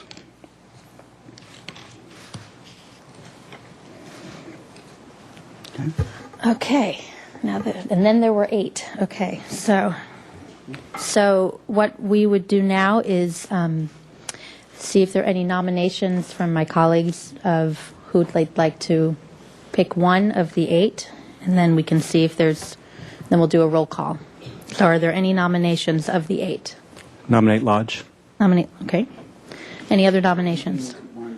Are there any other nominations? I nominate Justice. Justice. Any other nominations? I nominate Sharon Byrne. Any other nominations?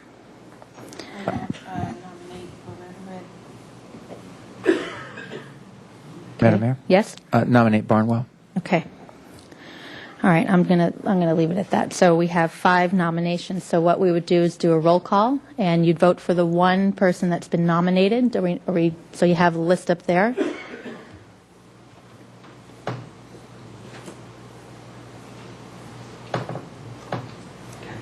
Councilmember Francisco, Lodge.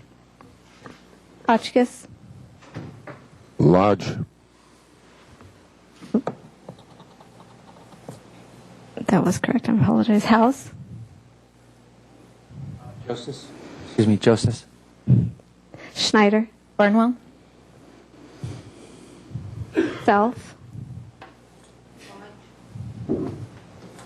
White, Justice. Okay, so now I knew this was going to happen. So we would start over out of the 8. Right. So I'm going to start. I'm going to nominate Hughes. This is a separate vote, okay? Any other nominations? Nominate Lodge. Any other nominations? Nominate Barnwell. Any other nominations? Nominate Red. Any other nominations? Okay, so it's Red, Lodge, Barnwell, and Hughes. Councilmember Hotchkiss, Lodge. Councilmember House, Barnwell. Mayor Schneider, Barnwell. Self, White, Barnwell. Francisco. Lodge. We're going to try one more time, and then maybe we need a discussion. So, are there any nominations? Nominate Lodge. I'll nominate Hughes. Any other nominations? Okay, Lodge and Hughes. House, Hughes. Schneider, Hughes. Self, White, Hughes. Francisco, Lodge. Hotchkiss. Lodge. Okay, we're still at 3-3. I'm open to suggestions from my colleagues. Madam Mayor, Yes. I nominate Terrell. Want to do one more round? Okay, we'll do one more round. Nominate Lodge. Any other nominations? Okay. Schneider, Terrell? Self, White, Terrell. Francisco, Lodge. Hotchkiss. Lodge. House, Terrell. Okay. Suggestions from my colleagues. I think we've tried a number of different nominations. Do we want to have a discussion about this? How would we like to proceed? Mr. Francisco. Madam Mayor, obviously, I have shown an interest in nominating Sheila Lodge for this position, and I'd like to talk a little bit about why I've done that. Of course, this is a one-year term on the council, and one of the things that I look at, that I've been looking at the people that I've nominated and that I've voted for so far, is what is their knowledge, what is their experience with city issues. Now, we have a lot of people in this pool that have knowledge and experience. I doubt that we have anyone who has more knowledge and experience than Sheila Lodge, and a proven record of contributions to this city over a period of decades. I know that Sheila will be able to and will immerse herself in the details of the budget, the general plan, every important issue before the city. Clearly, Sheila and I would not agree on a lot of ideological issues, certainly on national issues where we're not in the same camp. But what I appreciate about Sheila is her practicality, and also another quality that I think is extremely important for someone filling this position, and that's a spirit of collegiality and respect, not only for colleagues, but for the people who work for the city and for members of the public. That is such an important aspect of our work up here. And I realize that we're not going to agree on everything. I realize, perhaps, that Ms. Lodge's opinions on the general plan have not made her the first choice for everyone. But I think, in my own view, the general plan is not the top priority. It's certainly something that I hope we can finish this year. And I think we were really pretty close to that at our last meeting. But on the essential items that I think most people agree are the real problems facing the city, the big, tough ones, whether it's gangs or the budget or the homeless problem, these are all things that Sheila Lodge has had to deal with before.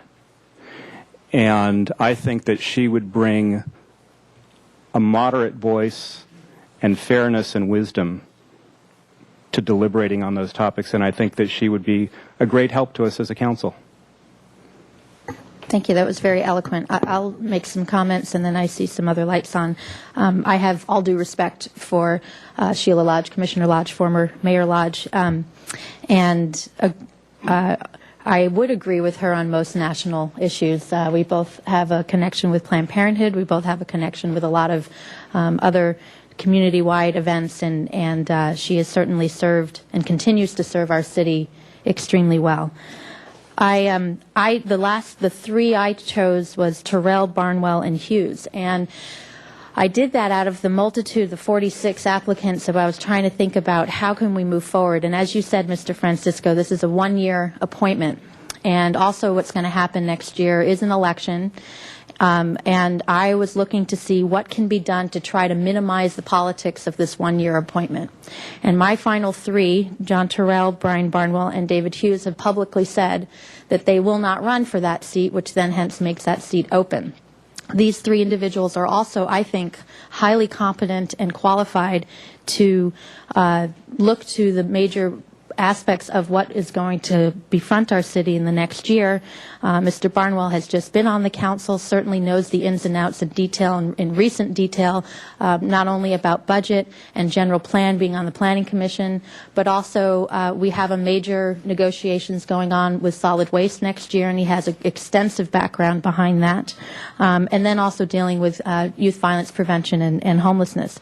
Mr. Hughes is a Housing Authority Commissioner, certainly has a great background in dealing with that major issue, and I was impressed as I've gotten to know him on his also being a former city attorney, being involved in municipal government, being involved in how city works, I think can come in running on the issues and looking at budgets as he does with the Housing Authority as well. And Mr. Terrell, even though he's not been part of city government, has had a long-standing career in public agencies, especially being able to turn things around from deficits to a more positive structure. So for me, those are three individuals who I think will provide great and also objective outlook to a number of items that have been quite controversial in the last year, the general plan being one of them. None of them have really come out in strong force on the issue, although I think they have the knowledge and expertise to be able to opine on that and pick up where we left off. So that was my rationale behind the final three there. As difficult as it was, I went back and forth with quite a bit. But I think if we can find 4 more votes for those three, we would serve the city very well, and then leave it up to the voters coming next November to fill that seat for the next 4-year term. So those were my thoughts. Mr. Hotchkiss. Thank you, Madam Mayor. I just want to say that I'm obviously very supportive of Sheila Lodge, and I wanted to explain why. It's not that she agreed with me on everything. Actually, quite the opposite. I find that when she disagreed with me, it was the most painless disagreement and subtle comments and pleasantness, etc., so that I went away only half mad, or not even half mad at all, but really it's a delightful experience. So I wanted to assure you that Ms. Lodge is not in my camp, as it were, at all, but it's really a delight working with her, and I hope that one of you three will relinquish and say, gee, maybe that is how we ought to go. She certainly has a fabulous record of experience with this city. Thank you, Madam Mayor. Thank you, Mr. House. I'm so glad that we have such an amazing group up here. These 8 that are on this list. I'm very hopeful that we will be able to come to at least 4 votes, if not more, for someone this evening. And I'm looking to find someone that could actually accomplish that. And that's difficult because we know these folks pretty well. And I think in order to get to that point, it's going to be necessary in a way for us to pick someone who has comes to the job with a fairly fresh perspective. I think that's going to be pretty important, because otherwise I think we can deadlock 3-3 up here pretty easily. And I appreciate the rationale that the mayor has just laid out. To have someone who will fill the term for this next year and has already indicated they would not be running in November next year would be, I think, a service to the voters, that they would be able to know that they would have a chance through the real vetting process of an election to then choose, and there will be 3 seats at that time for them to choose. And so when I look at this list, Mr. Terrell, Mr. Hughes stand right out. Mr. Barnwell, for sure, as far as I'm concerned, would be a very qualified candidate in this case because of his experience and my experience of having worked with him for so many years, both on Planning Commission and on the City Council. But I tend to think that in that group there somewhere is someone who would be acceptable to, if not all of us, most of us, a new colleague maybe, somebody that we could get to know and assist and support in participating in this process. So it's hard because there's people that I would really very much like to have beyond here whom I would say would agree with me on lots of stuff. I think right now we need to reach out a little, go a little deeper and find someone who comes with a fresh perspective. So I would really encourage us to look at Mr. Terrell or Mr. Hughes as a group here and see if between those two we couldn't find one of them to be a colleague with a fresh perspective that would also bring a balance of maybe independence and not necessarily side with one or another group, but actually bring an independent perspective to the conversation. So when we go around through nominations, I'll be putting up at least one of those two folks. Thank you, Mr. Francisco. Thank you. I wanted to point out, at least from my understanding in my one-on-one discussions with him, that Randy Rouse would also fall into that group of people who's only interested in serving for a year. And one of the good things that Randy brings to this, obviously he's served on boards and commissions. He hasn't served on city council, of course. But as a downtown business owner for 30 years, he would bring an important perspective to this council. Obviously, the economy and the budget are perhaps the biggest single issue before us. So just pointing that out. Any other comments? Should we try another nomination? Let's do that. Randy Rouse. Okay, nominate Rouse, and also any other nominations? I nominate Terrell. Nominate Terrell. Any other nominations? Okay, Rouse and Terrell.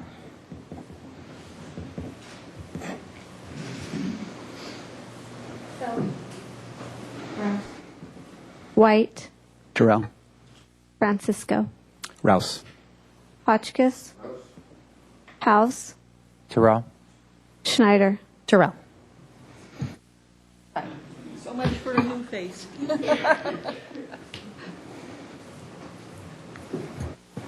Well then, Madam Mayor, just in the spirit of interesting conversation, I nominate Mr. Hughes.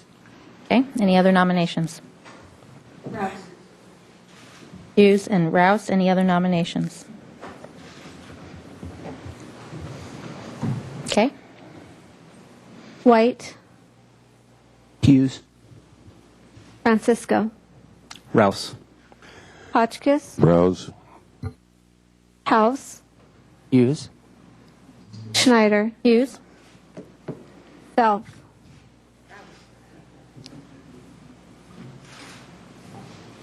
Madam Mayor? Yes. I nominate Randy Rouse.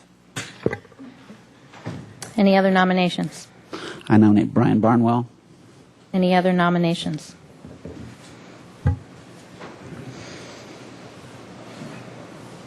Okay. Francisco, Rouse. Hotchkiss, Rouse. House, Rouse. Schneider, Barnwell. Self.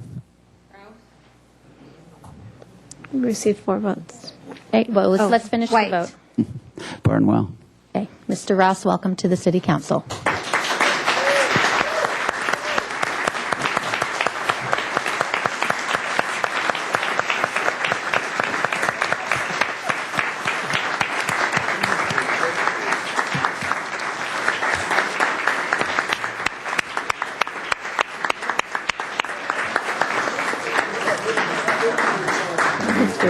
Mr. Rouse, if you could please come up here, and the city clerk will. So when we wake up tomorrow morning, it's too late for us. So this will make it official. Congratulations, Randy. Yes. Would you like to have some comments? Bring the mic over, and then we'll do Something the. about a free lunch. Would you like to say something before the oath of office? Yeah, thank you, Madam Mayor. I'm very humbled to be a part of this body, but also a part of the field that you considered. I'm not sure I was exactly the most qualified out of the group you chose from, so we'll see how the logic bears out here. But anyway, I'm happy to be a part of your council. Thank you. Of course, now we have to work on filling your spot on downtown parking and all that, but we can handle downtown organization and all sorts of fun stuff. it. Really, thank you for your service and congratulations. Cindy will do the oath of office. Want to move first, or you want? Oh.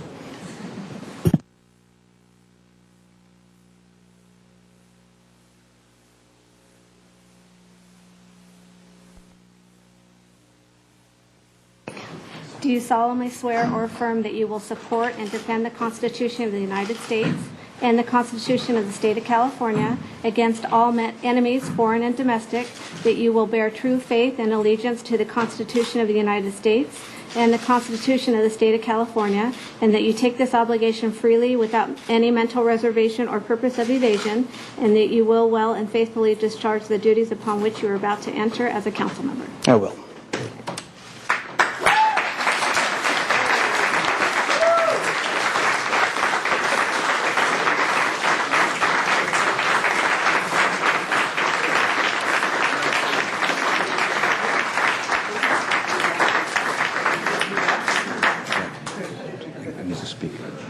Mr. Lopez. Madam Mayor, I'd like to remind you that we do need to vote on the staff recommendation because there is a resolution of appointment. Okay, so we have a vote, so we need to move on the resolution. Is there a motion to include Randy Rouse's name into that resolution? There is, Madam Mayor. There are motions. Is there a second? Second. All in favor? Aye. Okay, that passes unanimously. Thank you, and happy holidays to everyone. Thank you all for this process, and have a safe and incredible holiday with your friends and family. We'll see you next year. Yeah, you do.